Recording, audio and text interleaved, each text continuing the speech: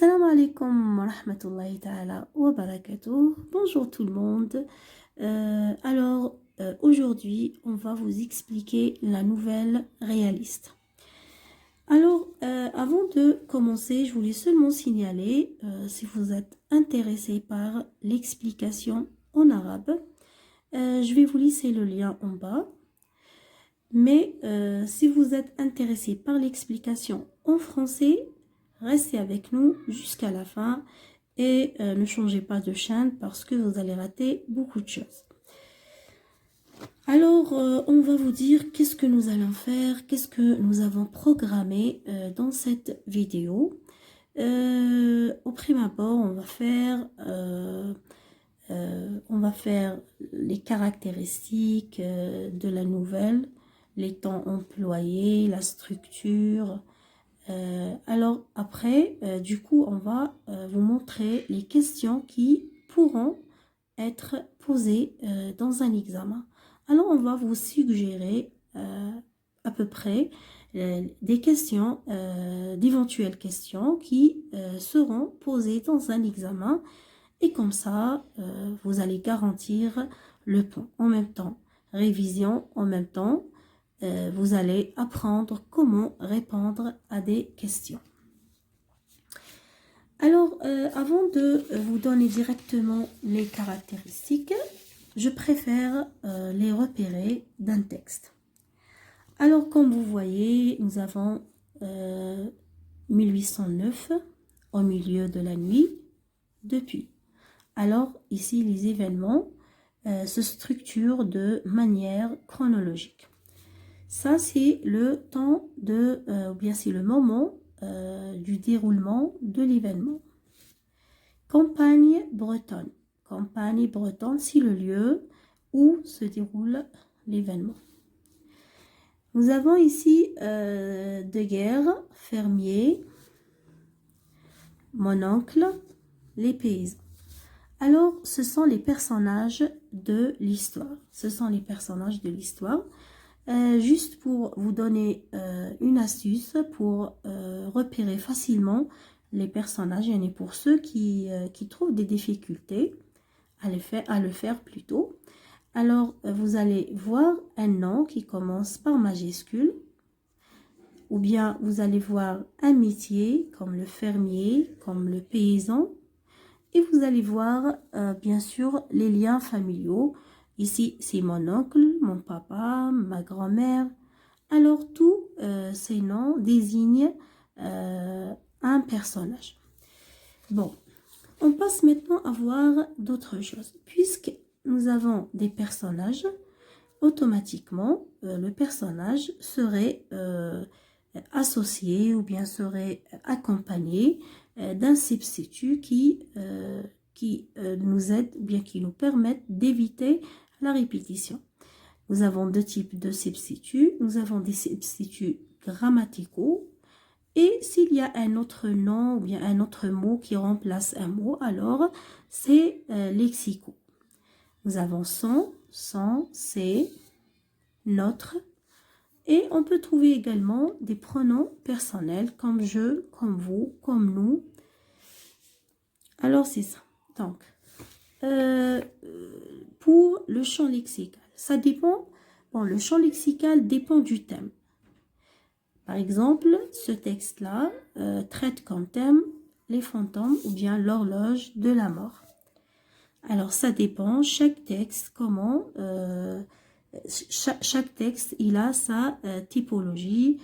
Alors, il a son vocabulaire spécifique. Bon. Alors, ici, nous avons fantôme, nous avons peur, nous avons la nuit, ensorcelé, fantôme, suspect, l'horloge de la mort. Alors, tout ça, c'est relatif au thème traité dans la nouvelle. Alors, ici, on peut voir qu'on a inséré, regardez ici, que nous avons inséré des passages directs. Alors, le personnage parle directement au lieu de raconter l'histoire à la troisième personne. il va intervenir et il va parler avec le jeu. Ça veut dire là, on peut insérer des propos directs. Des propos directs. Même si l'histoire, elle est racontée avec la troisième personne. Alors, comme on voit ici, la source, Pierre Pascal, la vie des bêtes, il s'agit d'un écrivain, il ne s'agit pas d'un journaliste. On peut dire que les personnages sont des gens comme nous, ne sont pas des extraterrestres ou des personnages de l'imaginaire. Ce sont des personnages qui sont de la réalité, qui s'inspirent de la réalité pour produire un effet de réel.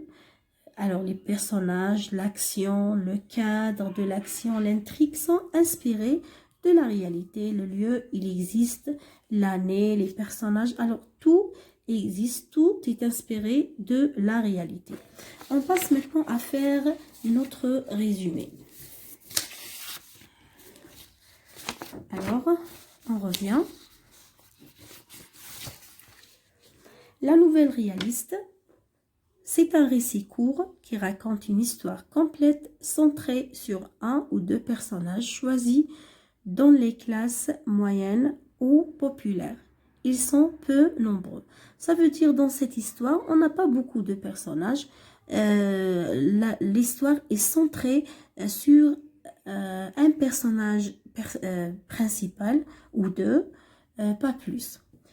Donc, les descriptions sont réduites au minimum et l'histoire se concentre autour d'une seule action. Alors ici, il y a la dominance narrative. On ne focalise pas l'attention sur la description parce que ici, l'action est plus importante que la description. On parle maintenant de la fin de l'histoire. La fin de l'histoire est souvent constituée d'un effet de surprise. On appelle ça la chute. Alors, dans la fin, il y a un effet de surprise. Il y a une chose qui nous surprend. On appelle ça la chute. Une nouvelle réaliste vise à créer l'illusion de la réalité. Elle cherche à représenter la réalité telle qu'elle est. Alors, comme on sait que la nouvelle réaliste, elle est inspirée de la réalité. Elle ne raconte pas un fait vrai vécu, mais une histoire vraisemblable et plausible. Alors ici, c'est comme une chose qui est venue de l'illusion, mais sa source, elle est de la réalité. C'est comme le film. On joue le même rôle vécu dans la vie, mais le film, il n'est pas réel. Une nouvelle réaliste vise à créer l'illusion de la réalité. Elle cherche à représenter la réalité telle qu'elle est. Donc, malgré, on est en train de jouer le rôle, mais le noyau de l'histoire reste identique à celui de la vie quotidienne.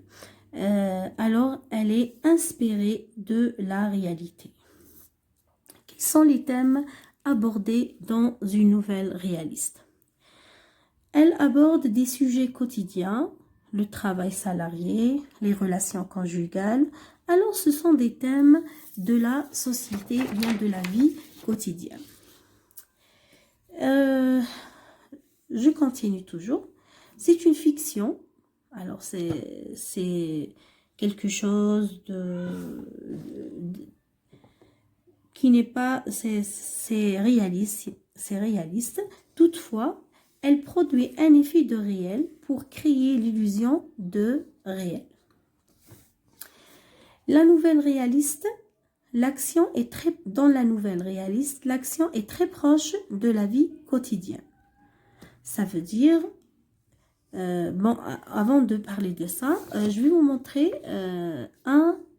deux écrivains connus deux écrivains réalistes, Émile Zola et Guy Maupassant. C'est dans sa collection Boule de Suif. Même Émile Zola, il a écrit Au bonheur des dames. C'est un roman très connu. Il est réaliste. Donc, la nouvelle, c'est une histoire vraisemblable, plausible. Yani, elle est logique. Elle est logique. Elle ressemble au vécu, à notre vécu. Elle n'est pas loin de la réalité. Je vais vous montrer plusieurs types de nouvelles. On va parler de nouveau de la nouvelle réaliste. L'action dans la nouvelle réaliste est très proche de la vie quotidienne. Le thème, la société, alors les événements sont vraisemblables et logiques. La nouvelle fantastique, c'est un autre genre de nouvelle, de récit. Il mine la réalité et fait naître chez le personnage la peur.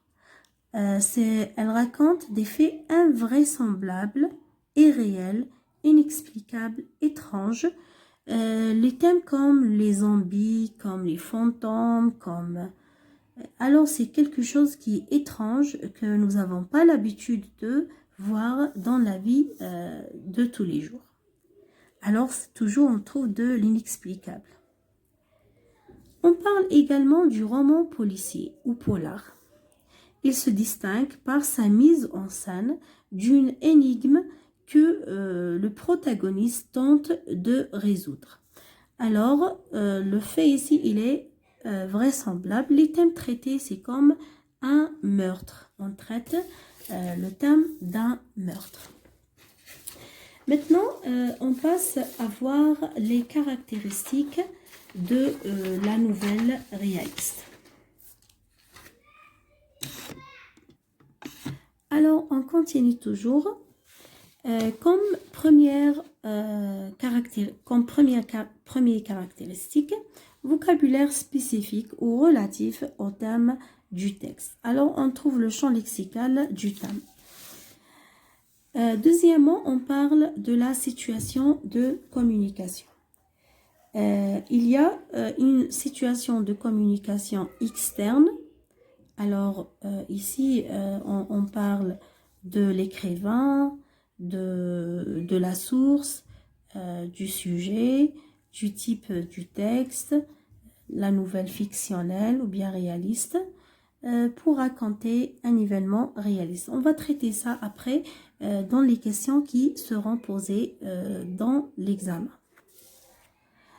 Puis, on va parler des marques de l'énonciation. C'est ça qui est le plus important puisqu'il s'agit des événements qui vont se dérouler dans l'histoire.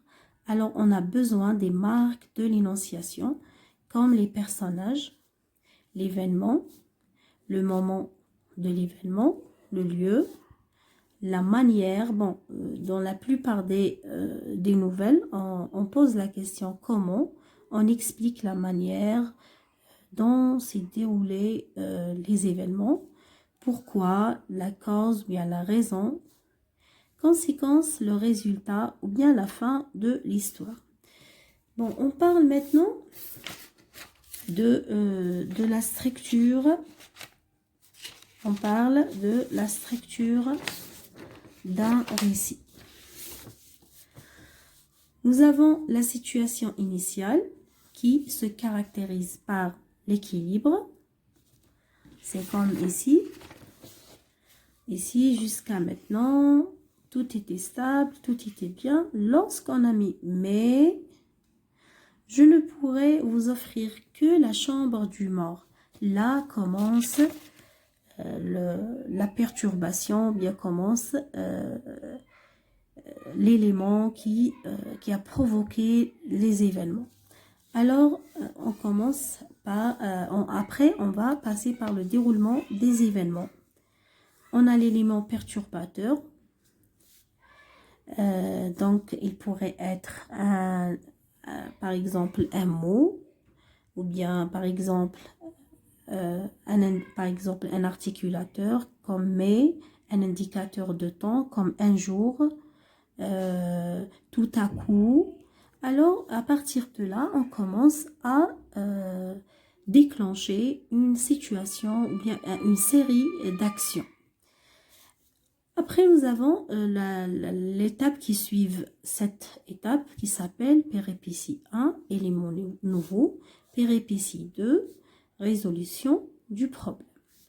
Après la situation finale, nouvel équilibre, ou bien on peut appeler ça la chute. C'est la chute parce que là, la fin serait surprenante. On passe maintenant au rythme du récit. Alors, rythme du récit, nous avons prolepse. Alors, on a dit que il y a les rythmes du récit. On peut parler en premier de l'analepse. C'est le retour en arrière, c'est le flashback.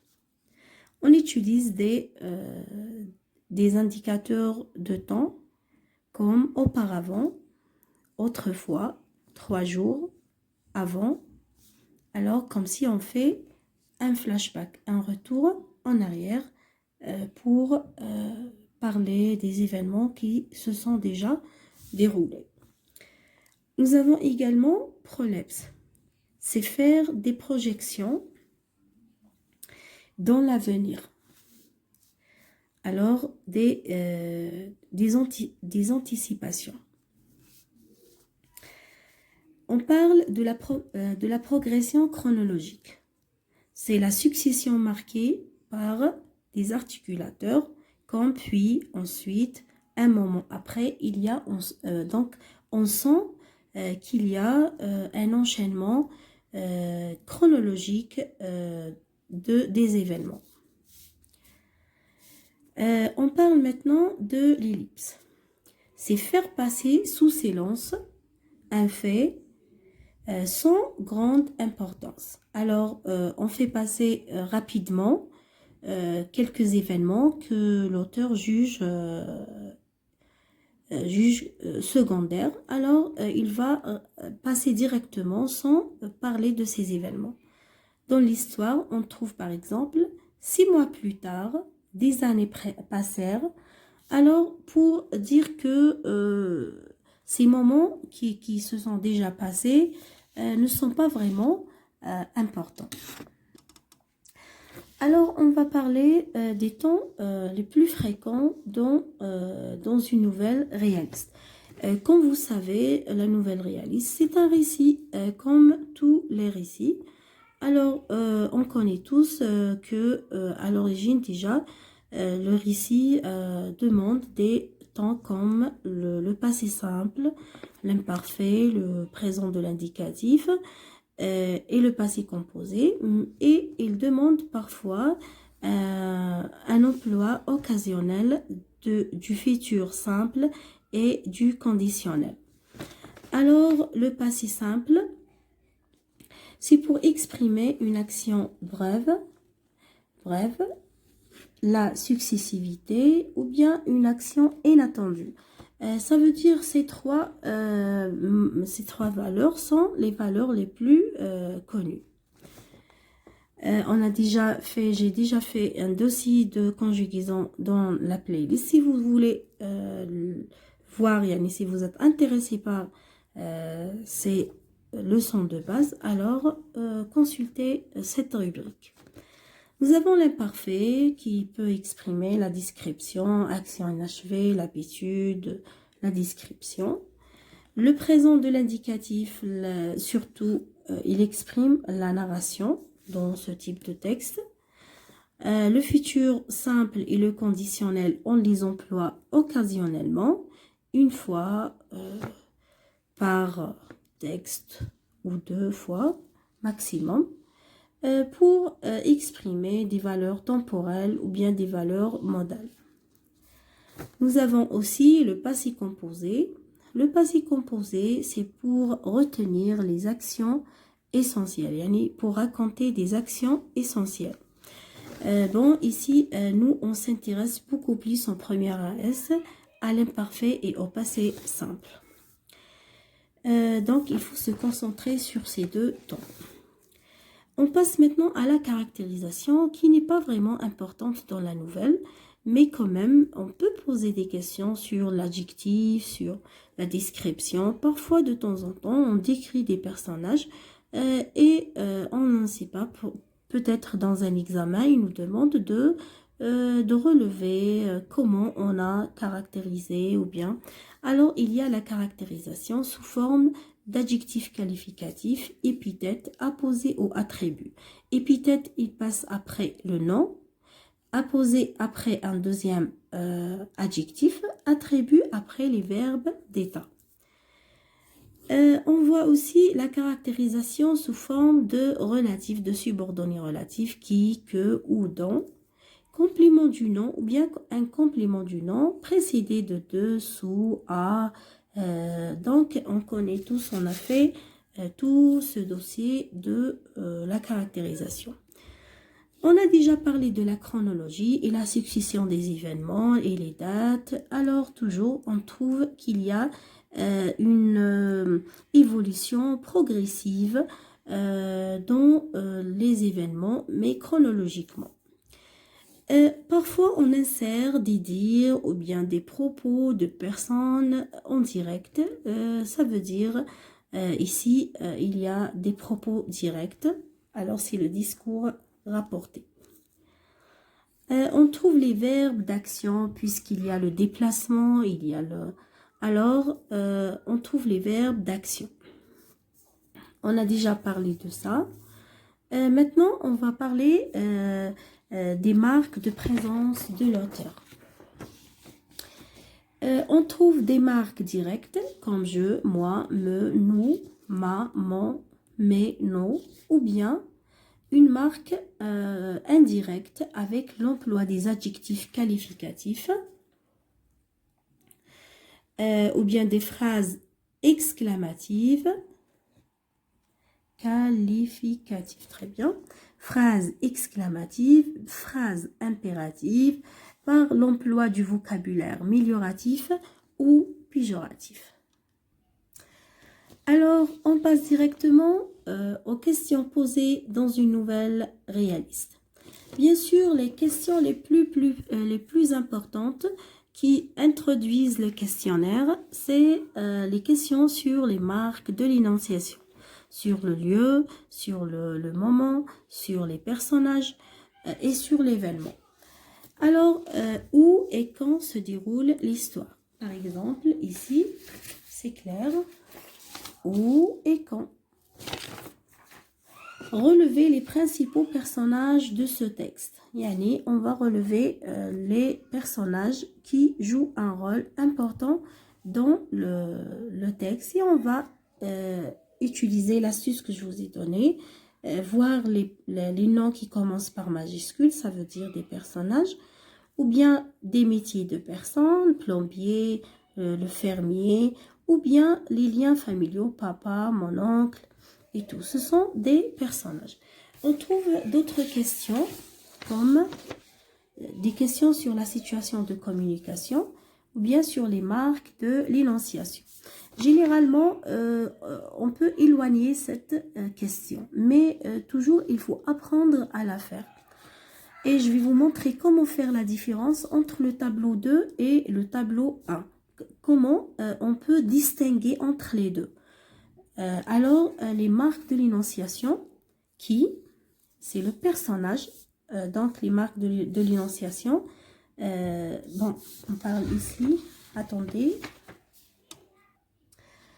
Alors, j'ai inversé les titres des tableaux. Je m'excuse parce que le travail il est un peu mal encadré. Mais manque de temps et tout, je ne peux pas réécrire tout ça. Alors, le premier tableau tourne autour des marques de l'énonciation. Alors, qui, quoi, où, quand, comment, pourquoi, conséquence. Alors, toutes ces réponses se trouvent dans le texte parce que ce sont les éléments qui fabriquent, bien qui produisent l'événement. Qui, c'est le personnage. Quoi, c'est l'action, bien c'est l'événement. Où, c'est le lieu où se déroule l'action, bien l'événement. Quand, c'est le moment de l'action. Comment, on explique comment on a fait cet événement. Pourquoi, la raison pour laquelle on a fait cet événement. Conséquence, c'est le résultat de l'événement. En revanche, il y a le deuxième tableau qui exprime la situation de la communication. Alors, même ici, c'est j'ai inversé le... attendez. Alors, je m'excuse parce que ici, lorsque j'ai changé ces titres, j'aurais dû changer ce qui est entre parenthèses. Alors, je reviens sur le premier tableau. J'ai dit que ce tableau, on doit le repérer, bien l'extraire du texte, parce qu'il fait partie des événements. Mais celui-là, on peut le repérer de la source. Qui, c'est l'auteur. À qui, c'est au lecteur, ou c'est la source de laquelle on a tiré le texte. L'auteur, c'est celui-là. Quand, c'est l'année. Ici, on n'a pas l'année. Comment, c'est le type de texte. C'est une nouvelle réaliste. Pourquoi, c'est raconter une histoire réaliste. C'est le but du texte. Raconter une histoire réaliste. Bon, regardez ici. Comment on peut discriminer entre les deux. Lorsqu'il y a acquis, ça veut dire qu'il y a, ça veut dire qu'on doit repérer les informations de la source. Mais lorsqu'il s'agit d'un dialogue, si on dit acquis, on doit réfléchir. On doit réfléchir un peu, mais on ne trouve pas pourquoi et comment et tout. L'essentiel, il faut mettre dans la tête, lorsqu'on trouve acquis, ici, on vise les lecteurs. Mais quand même, il faut aussi réfléchir. Il ne faut pas prendre les choses comme ça. Acquis, ça veut dire au lecteur. Mais il faut toujours réfléchir. Moi, j'ai dit, normalement, acquis, lorsqu'on trouve acquis, c'est les lecteurs. Mais quand même, on doit on doit s'assurer. On doit toujours s'assurer de la réponse. On passe maintenant à la question numéro 3. Bon, ici, relever les principaux personnages, bien sûr. 3. Le narrateur est présent et il participe à l'histoire. Absent et il ne participe pas à l'histoire. Un témoin. Ici, c'est la focalisation de l'auteur. Il y a la focalisation interne et il y a la focalisation externe. Alors, lorsque l'auteur est... lorsqu'il y a la focalisation interne, alors j'ai dit interne, l'auteur, il est un personnage ou bien un personnage narrateur. Ça veut dire l'auteur, il participe dans l'histoire. Mais lorsque la focalisation est externe, l'auteur est un narrateur, observateur ou témoin. Alors, c'est ça. 4. Comment est-il représenté? Comment est-il décrit? Comment est-il caractérisé? Est-il qualifié? C'est toujours la caractérisation. On doit repérer ici la relative, le complément du nom, la comparaison et en fin de compte les adjectifs qualificatifs. Il y a une autre question comme le synonyme et l'équivalent. Le synonyme, par exemple, d'un mot, c'est un mot. L'équivalent d'un mot, il peut être deux mots normal. Donc, de même sens. Relevez dans ce texte un adjectif qualificatif, puis classez-le dans le tableau. Classez-le dans le tableau. Il y a l'adjectif épithète qui se place après un sujet, apposé qui se place après un autre adjectif, attribut après un verbe d'état comme paraît, être, semble. 7. Relever dans le texte un verbe conjugué par exemple à l'imparfait ou bien au présent. Ce passé simple exprime une action brève, la successivité. Alors, ici, on doit choisir une valeur qui convient au verbe suggéré. 9. À qui renvoient les pronoms soulignés. Généralement, on va se concentrer sur, par exemple, les indices de lieu, par exemple, comme où, bon, comme où, comme que, qui, les pronoms relatifs, par exemple, comme je, comme il, pour désigner le personnage principal. L'essentiel, ça dépend dans le texte. Donc, transformer au style direct. Quelle est la visée communicative de ce texte? C'est raconter un récit de fiction, bien un récit réaliste.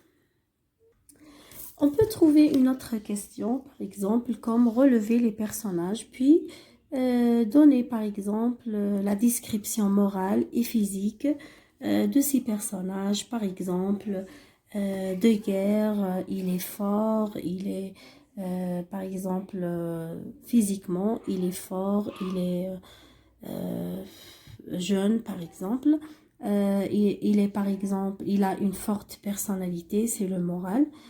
Par exemple, l'oncle, il est vieux, il a des cheveux blancs, c'est physique. Il est modeste, il est accueillant, c'est caractéristique morale. J'espère bien que vous avez bien compris cette vidéo. N'oubliez pas de la partager avec les autres. Et pourquoi pas, pressez sur le like pour nous encourager. Et laissez-nous votre commentaire. Et n'oubliez pas de participer à notre page h.n France Bac sur Instagram. Je vous laisse à toutes.